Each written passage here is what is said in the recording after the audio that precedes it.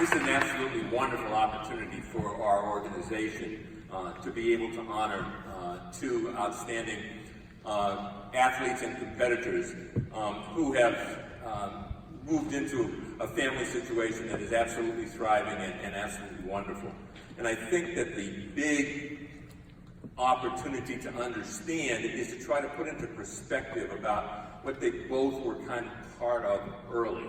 Because in 1992, the University of Maine had one of its great ice hockey teams and was on schedule to be able to be an NCAA champion. Unfortunately, in the regional round, they met up with Michigan State. And Michigan State was a very, very good team, and on the Michigan State team was Wes McCauley. And at that particular point in time, this was Eric's junior year, the game with Michigan State was one of the most exciting games that I think I've ever watched. It was one of those points in time where I think we have to understand just what was going on, because in Maine, we had never seen the pinnacle of college ice hockey that we saw, especially in those 2 years. Because in 1992, we had a scenario and a situation in which, as Maine played Michigan State, everything else was not being played. High school tournaments were done, college tournaments were done, spring sports hadn't started yet. It was all over TV, the games were live on TV, and nothing had excited the state about sports as it has happened. And in that game against Michigan State went ahead 3-2 at the end of 2 periods. And at the end of 2 periods, now Maine was faced with an enormous task to be able to try to get a tying goal. And the whole period was spent in some of the most exciting ice hockey that I can ever remember watching. And here is kind of the point of what really happened. Because at some point in the last 10 minutes of the game, with Michigan State on offense, and Maine on defense, and Eric on the right wing, a pass came across the ice. Eric intercepted the pass and exploded through mid-ice toward the goal, and was all by himself. The mystery of everything is who threw or who sticked the pass that Eric intercepted. Legend has it that it was Wes. The unfortunate, sad part of the story is that when Eric went in, the shot didn't go in. Maine lost that game, but came back the next year with the absolute greatest season in the history of sport in Maine. The 1993 Maine hockey team was the greatest team in the history of NCAA sports and created excitement beyond belief. 2 points. Number one, Eric was part of the power play, and he scored many goals during the course of the season on the power play. When he was on the power play, I think that the big thing that you have to understand is that he was a good-sized player, and he took charge of what was happening in the area around the goal. And he protected his teammates, and therefore he created situations for his teammates and himself to be able to score. And this became kind of the hallmark and trademark of him being the third leading scorer on that absolutely fabulous team.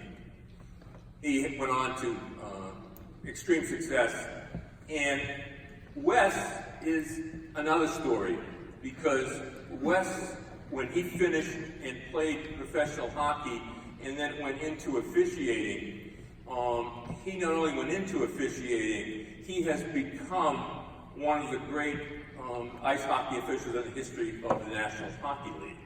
To what level, you ask? Last year, the National Hockey League Players Association had a vote as to who the best total official was. Wes got 47% of the vote The next closest was 17%, and that's how he is perceived by the National Hockey League players. Individuals of absolutely great capability, individuals that we are proud to honor, and we'll go one by one, and first of all, let's hear from Eric Fenton. Eric.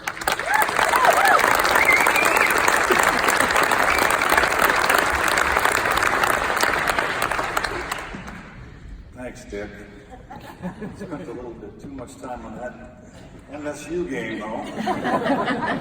Still have nightmares about that breakaway not making it. Truly honored to be here. Thank you to the Maine Sports Hall of Fame, board members. Mary, thank you very much for thinking of me and making me a part of this. Very, very proud to be here today. Before you can succeed, you have to fail. Like I failed on that breakaway. Wes, I was there the night he failed too. 1998 in Milwaukee. Probably one of the worst games you've ever left, I think. See, I was playing in that game. He rang me up for 3 penalties, not in the game, but 1 period. The second period. Still trying to get over it, but I love you, man. I want to recognize my family who came with me from Wisconsin. My wife of 20 years, Mary Pat, my son Kyler, my son TJ, my daughter Ashley. You guys make me so proud. Just seeing you guys in the other room over there just overwhelmed me with pride, so thank you guys. A lot of people have crossed my life and made a positive impact on me. I want to recognize those people today, starting with my parents, Bill and Donna. They gave me every opportunity to succeed in sports and in life. There was no such thing as can't in our household, and that was huge. My father was my first mentor as a coach. I take a lot of what he taught me today when I coach players, so thanks, Dad, for that. My mom, when my father wasn't around, would play catch with me, be the goalie when I needed a goalie. So thanks, Mom, for that. I appreciate it. It also helped that I had 2 sisters, Chrissy and Beth, that were extremely awesome athletes. No,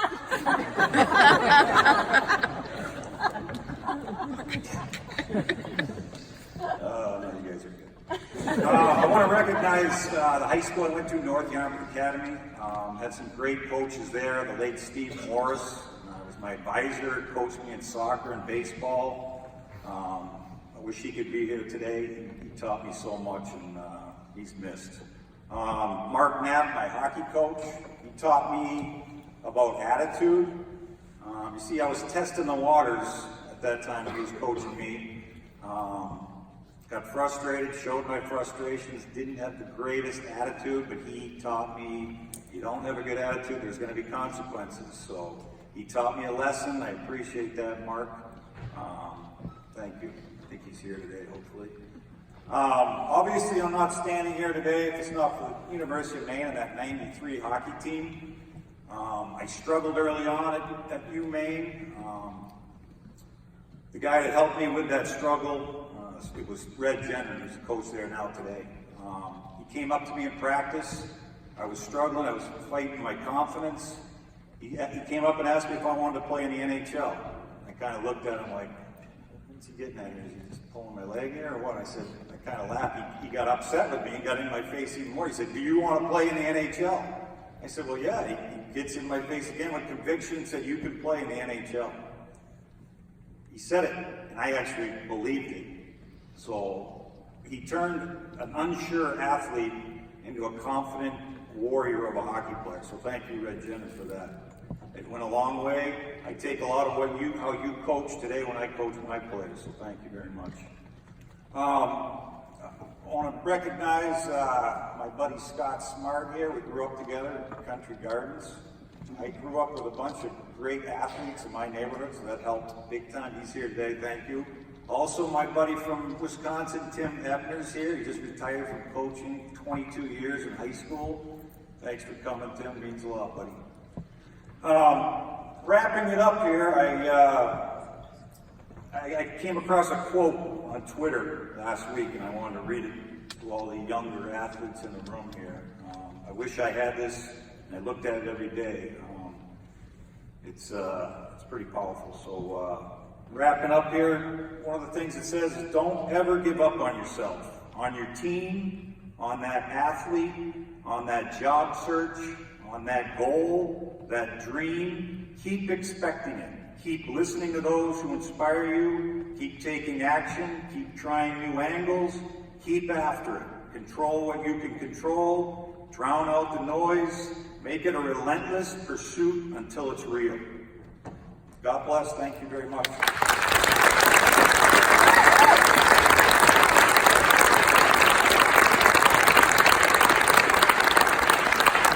As Wes comes up, for those of us who enjoyed hockey playoffs at this time of year, when you watch the games from now on, when you see the referees come on the ice, look at the back and see if you see number 4. And if you see number 4, then you know the game's in pretty good shape.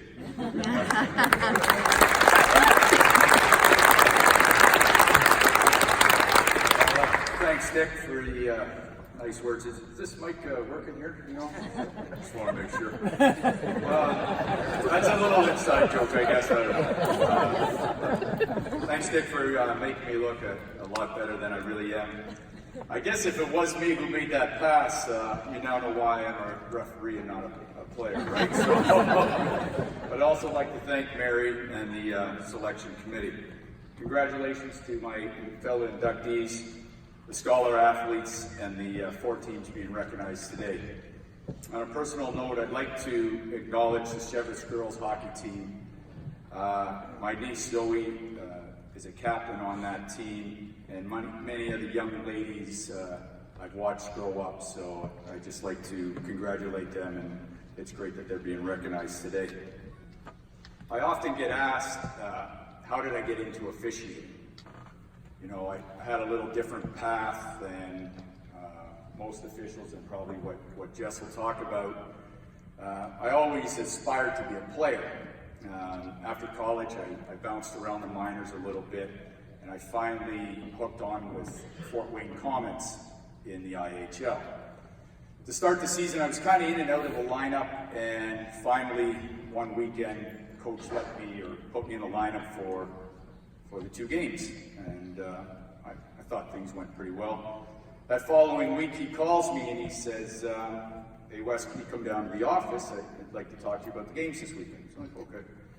So I sit down in his office, we have a little small chit chat, and he goes, hey, I really like the way you played this weekend. And, you know, there was a lot of scouts in the crowd, so I'm sitting up in the chair feeling pretty good about myself, you know. He goes, your name got brought up. And I'm like, oh, okay. And, he goes, the NHL's thinking of going from 1 referee to 2. And we thought with your bloodlines, you'd make a really good referee. So, needless to say, I wasn't sitting up in that chair anymore. The following year, I got an opportunity to go over to Europe and play in Italy. Typically, when you leave North America, go to Europe, it's kind of the end of your playing days. But I ended up meeting the most beautiful woman in the world, my wife Bethany. She reminds me every day it was probably the smartest decision I ever made, was signing in Italy. Now with the door to being a player being closed, I decided, you know what, I'm going to revisit this officiating. It was another way for me to achieve or realize a dream of skating with the best athletes in the world. Bethany and I moved to Ohio so that I could work in the minor leagues, and where I had the pleasure of officiating Eric. My brother-in-law. He still reminds me, obviously he's not over the 3 penalties, but if you look at his stats, I'm sure I probably missed a lot more than I called on. That being said, it's a pretty special day for our family that we're being inducted together. Bethany and I have 3 kids, Riley, Emma, and Maggie. Our 2 oldest, Riley and Emma, were born in Ohio. With my travel schedule and Bethany at home, raising 2 young kids, I knew she was itching to get back to Maine, so we could be back around family, and the kids could have the opportunity to grow up with their cousins, Brianna, Eva, and Zoe. Getting the league to move me from one American League city to another was going to be a bit of a tall task. So I put one big stipulation on the move to Bethany. I said, if we can convince the league to move back, I'm going to make all the major decisions in our life, and you make all the minor ones. Fortunately, after 21 years of marriage, we've only had minor decisions to make. Reflecting back on my conversation with my coach in Fort Wayne, I'm thankful he put the officiating bug in my ear and encouraged me to follow this path. Sometimes there are different routes in life to achieve a goal or a dream, and when you hit a dead end, it's okay to back up, to move forward. I count myself as the luckiest person in the world, not only because I get to skate on the ice in the NHL for a living, but more importantly, I met my wife, and I have 3 great kids that we're able to raise here in Maine. I'm standing up here today receiving this prestigious award because of the many sacrifices my family makes so that I can travel across North America and do what I love to do. I know this will embarrass them, which I think I have a few times on social media, but they are as much a part of this award as I am. And I would like my wife, Bethany, and the kids, Riley, Emma, and Maggie, to please stand up and be recognized.